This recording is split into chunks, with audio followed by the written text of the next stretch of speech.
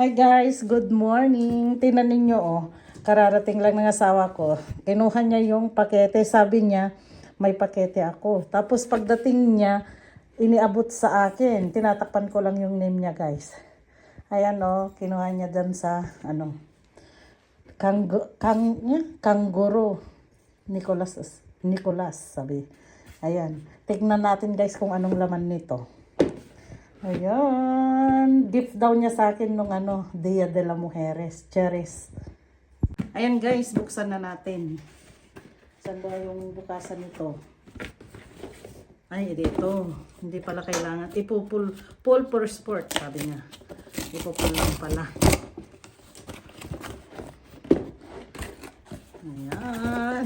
Ay, wow! Shoes guys. Nike. In-order niya ito sa Nike daw. Sabi niya kanina. Tcharan! Ano kaya to? Kayo nga unang tumingin guys.